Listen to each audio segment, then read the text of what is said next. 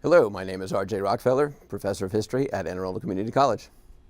When we name an institution, whether it be a government building, a public school, or a military post, it is a history lesson to those around us.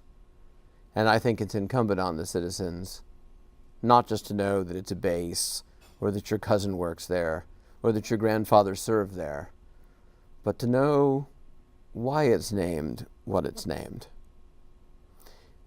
And America is faced with a crisis of conscience right now as we consider our history and the statues and the naming of schools.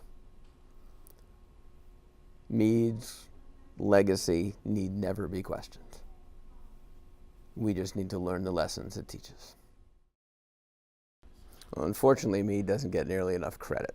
He falls under the shadow of Grant in the later campaigns of the Civil War. But this is the man to whom we should give credit for winning the Battle of Gettysburg, the high water mark of the Confederacy, the turning point of the war, and yet we've forgotten this man. His earlier career is just as important as his Gettysburg. Came out of Pennsylvania, career military officer, fought in the Virginia campaigns, including the Peninsula, had the great honor of commanding the Pennsylvania Reserves, good brigade officer, excellent divisional officer, excellent corps commander, and just before the Great Battle of Gettysburg is promoted to the Army of the Potomac commander.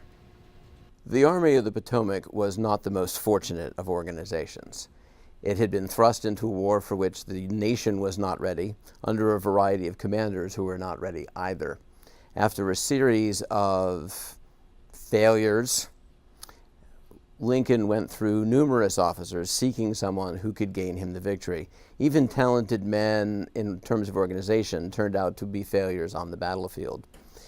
By the time of Gettysburg, the Army of the Potomac had suffered yet another major defeat to the point where Lee could invade the North again. And as Lincoln looked around, he looked for a man with a solid fighting background. And Meade had led the Pennsylvania Reserves into the war with the famous Bucktail Regiment, with successes in battles where very few people could claim any credit. He had endured terrible years of conflict in Virginia, and he had fought well each and every time. So as Lincoln looked around for the potential candidates, he needed a man who was a regular, he needed a man who was of the right rank, and he needed a man of the right talents, and I believe he found them. The Civil War is a revolution in military practice. There's much greater firepower both on land and sea, the creation of ironclads in a large-scale environment, not just one experimental vessel by the British. And we find that trains move people and food in ways that allow armies to increase dramatically, and the war is fought over a great distance. Telegraph makes it possible for command and control. Lee is a very gifted man and realizes that a defensive stance in Virginia will not win the war, that he needs to take that war into the North and put pressure economically and politically on Lincoln's administration. He had tried it previously at the invasion that was turned back at Antietam. After great victories, including Chancellorsville in northern Virginia, he invades even more forcefully than he did before, with much greater chance for success.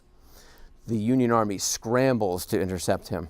And as the various pieces of the army moving through the countryside, separated so that they can gain supplies and move along the scattered roads, stumble across one another at the town of Gettysburg. There is a story that the Confederates went to the town in the first place in order to find shoes, which were in very short supply. What they found was a Union cavalry unit that was attempting to locate the Confederate army. Lee gave instructions to his subordinates not to engage forcefully that day, but the battle took over in a sense of its own, and an engagement with great potential for Confederate success opened on the first day. By the time Lee himself arrived, he realized he was committed to this battle, and there was a solid chance for victory. Very, very late at night, poor Meade shows up, trying to find out where his army is, where the enemy is, how many they are, and what he's faced with upon arrival is an army that had been beaten up and nearly defeated, and he managed to pull it back together, gain an understanding of the immediate terrain, and fight an excellent defensive battle on the famous fishhook formation, shifting his reserves as necessary, and fending off the brilliant combination of Lee and Longstreet. Battles are often won not by being brilliant on your side, but much like tennis matches, making the other guy make a mistake. In the shifting battle, Meade forces his troops into just the right place at just the right time, fending off each of the vicious attacks of the Confederate Army, so that by the third day, the Confederates are nearly exhausted, and Lee, in desperation, makes one last attack, believing that he's attacked Meade's right, he's attacked Meade's left, Meade must be weak in the center. But Meade was waiting for him. It is a great victory, and not only inflicts terrible casualties on the Confederacy, but repulses their invasion of the North. And Lincoln's administration is sustained. Meade comes out of it so well that he gets appointed to the command of the Middle Department in the United States Army. He is responsible for operations in Pennsylvania and D.C. after the war. He gets promoted again. Fort Meade being named after the victor at Gettysburg might not seem terribly extraordinary to most people. Perhaps they don't know Meade, and they should, but the Battle of Gettysburg is known to most people. But there's more to it. As you look at the post-Civil War development of fortifications, especially in the South, the forts are named after Confederate generals. If you go to the West, you find more Union generals, not so much because they were Union generals, but because men like William Tecumseh Sherman became the commander-in-chief, and forts are named after him for his Indian wars. So what is so unusual about Meade is that, to a very large extent, Maryland is a Southern state. No, it did not secede from the Union. Yes, it fought on both sides of that war, but culturally it's very Southern. And we have a Union general as the namesake of this major installation. There are those who believe that that naming was not accidental. Maryland, after the Civil War, was torn by the same kind of divisions we talked about in the press for the Confederacy and the Union generals. Maryland tried to reunite, creating the new Maryland flag in the 1870s, showing the mixed sympathies before being brought together. And so some people believe that the proposition for that fort was to show, yes, we are reunited as a nation, and that we're going to name a Union general in a culturally Southern state, and that everybody's going to be fine with that. In 1917, the United States found itself at war. It had specifically avoided the war that the rest of the world was fighting since 1914. We had claimed neutrality and yet supplied the Allies with munitions. The Lusitania blew up so readily because she was carrying secret munitions, so we were never really neutral. But Wilson had run for re-election on "he kept us out of the war," and the very next year he got us in. Well, when America went to war, it was not ready. Our doughboys were wearing Smokey the Bear hats when everyone else had figured out you need helmets in trenches. We had almost no tanks, had to buy them from the French. We had almost no planes, had to buy them from the French. We invented the airplane, and yet we didn't have a military arm to our air force. So when we went to war, we were not ready. But we also had the great challenge that we had to fight a war across the Atlantic, 3,000 miles of obstacle. But we were a great industrial power, and we were a great maritime power, and we could move what we needed to where we needed it. So we needed to use our ports. One of the greatest ports on the East Coast is Baltimore. It's safe, it's deep water, and it's readily accessible by rail from so many places in the United States. So that doughboy who joined the military out in Nebraska, finding a way out of his cornfield into the adventure that young men think that war is, had to be shipped over to France before we could say, Lafayette, we are here.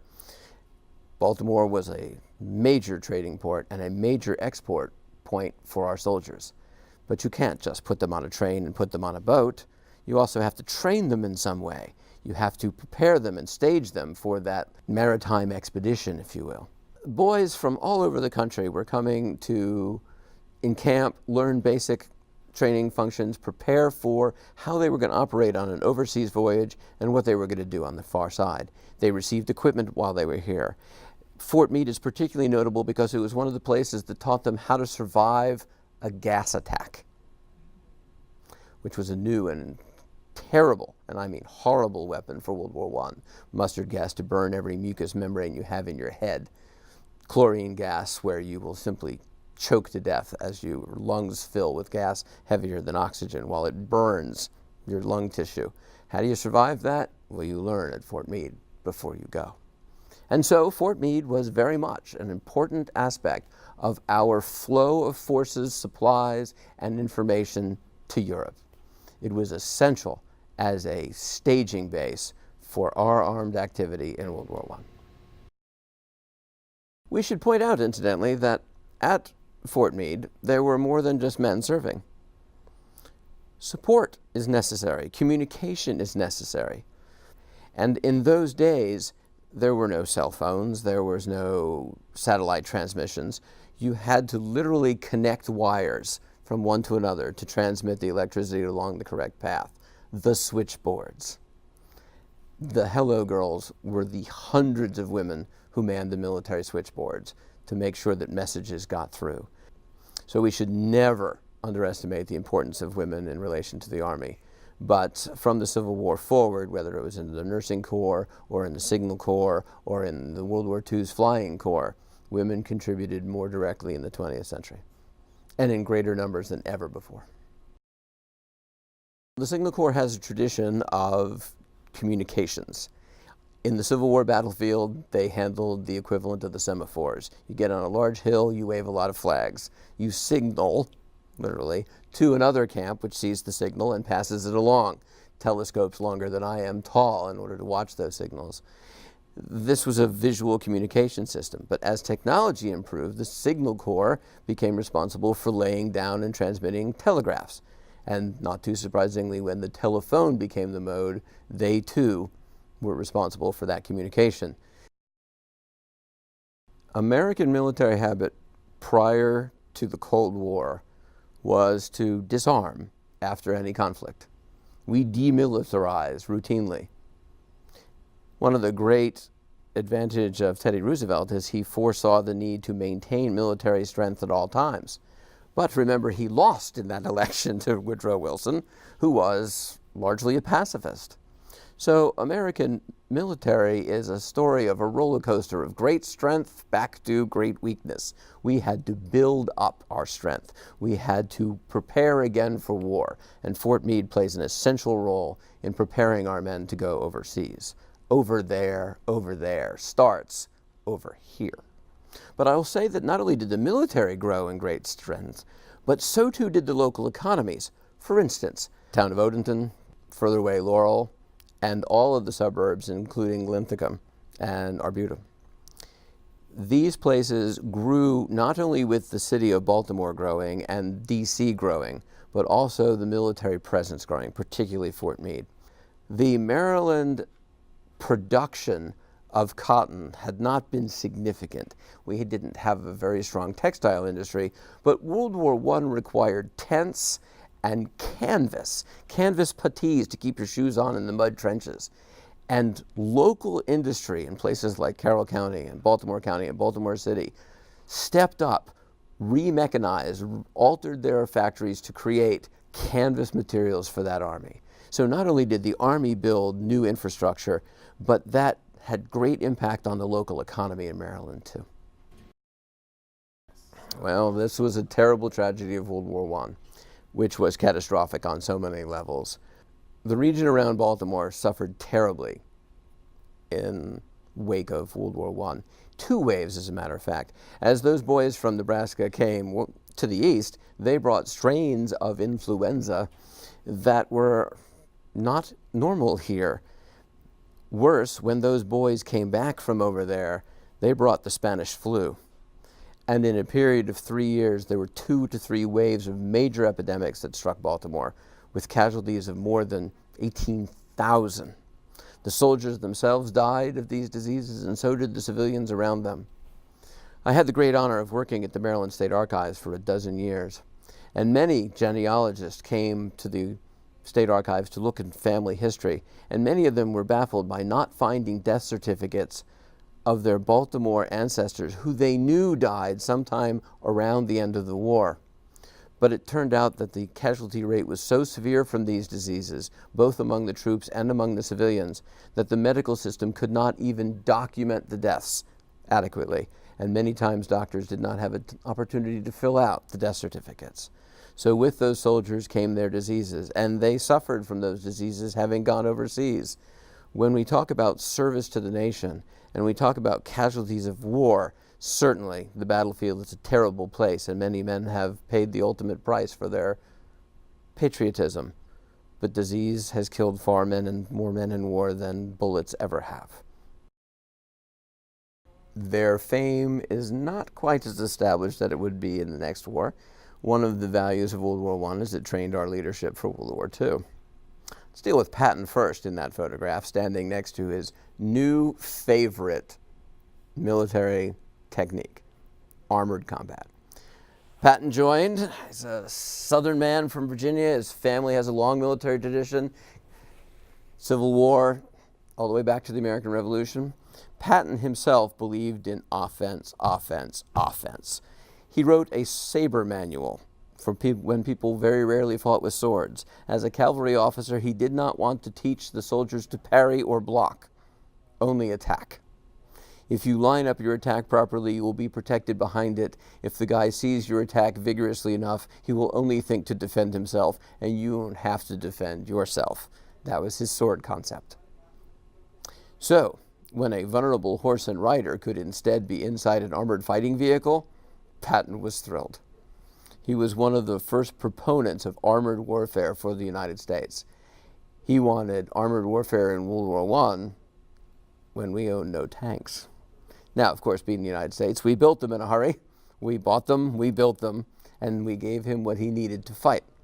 So, as you see in that photograph, he's standing beside some of the largest of the tanks available at the time. But he's also standing behind a tank which is designed first and foremost to break through for the infantry. Maybe its cross-country speed is only 6 miles an hour, but it doesn't care about machine guns or trenches or barbed wire, and it can break a hole through the enemy lines for the infantry, which is where Eisenhower comes in. Tanks alone would get swarmed over and destroyed by infantry. Infantry had to protect tanks, and tanks had to make a path for infantry. The two had to work together, and we understood that immediately, having the experience of the British Army in 1916 at Cambrai to learn from. So these men, each with their own specialty, came forward at a camp to learn to work together before they went over there. The lessons that they learned in World War I, they applied and worked together even better in World War II. One is the commander of SHAEF, and the other is the Third Army commander. It is both the same and significantly different. Many men go through it on their way to Europe. Many men are trained, many men are equipped. Telecommunications goes through the base in the same way. But Fort Meade also served in a way that it had not been before. Fort Meade became a prisoner of war camp, particularly for Italian prisoners captured either in North Africa or in the Italian campaigns when we invaded and eventually Italy surrendered. Managing prisoners of war is extremely difficult. They require great resources, food, security, facilities. Fort Meade is a very spacious base, and it was possible to expand its structure, its infrastructure, to house and hold Italian prisoners in what becomes a very safe location. Let's face it, after all, they're in Maryland. They're not going back to fight, and they know it. But their experience here for prisoners of war is generally rated as fairly positive. There was a very substantial Italian-American population in Baltimore who brought them baskets of food, who arranged leave for their Italian relatives to come and visit Baltimore and then check back into the camp. So it was a prisoner of war camp, but conditions were fairly good. There was no chance that the base would be bombed. There were no shortages of food as there were in enemy war camps. And our attitude towards prisoners of war is always one of respect and care, unlike the Asian tradition, for instance, where we get the march to Patton and the slaughter of prisoners of war. Our attitude is to sustain them. There is, however, an unfortunate side to the experience there. I have the great opportunity of speaking with many people in Maryland who convey their experiences to me as a historian. And one of the stories that I remember tearing up at was that there was an African-American woman from Baltimore who was serving on that base in a civilian capacity, providing medical assistance to the prisoners of war.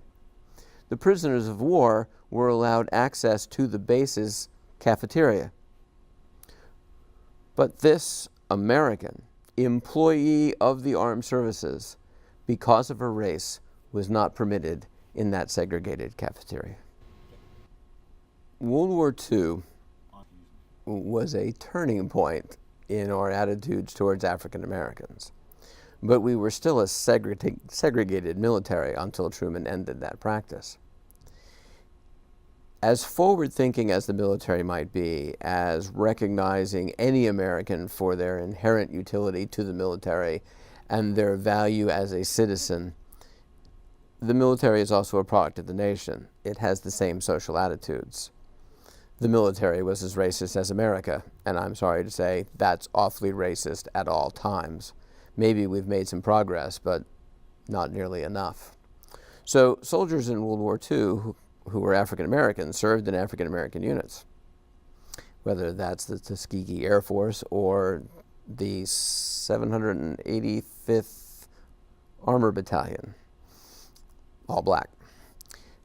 They served their nation, they served it effectively, they served it well. But in World War II, there was another attitude that particularly affects how African Americans at Fort Meade operated, and that was that many black units were placed in service roles, supply, cooking, the transportation of goods and services. The terrible explosion out on the West Coast caused so many African American casualties because they were the ones handling the munitions and without adequate equipment to do so. So serving at Fort Meade meant serving in a southern state with racial attitudes reflected in the nation and enduring all of those terrors, but all at the same time thinking that it should be otherwise because these black men too were serving their country. It's an unfortunate experience, but I would go further and say that it's an invaluable experience because those soldiers in those places did good work, and they were recognized by people like Eisenhower and Truman for their real value as soldiers and citizens, and Truman took the dramatic step of desegregating the military. Invading across the Channel was a major difficulty in World War II. It required tremendous maritime strength, and landing on a beach in opposition is now the most difficult operation. It used to be crossing a river in the face of the enemy was the hardest thing to do. Now landing on a beach is the hardest thing to do.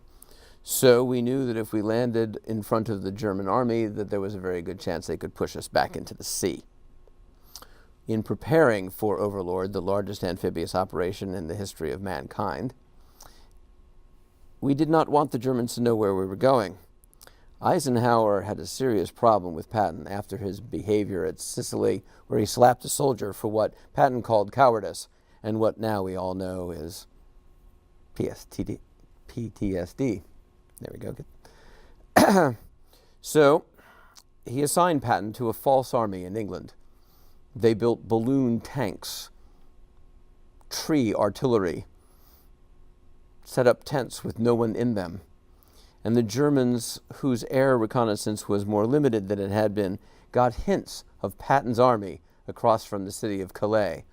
And they believed, perhaps rightfully in some ways, that America's greatest combat commander would be the leader of the invasion.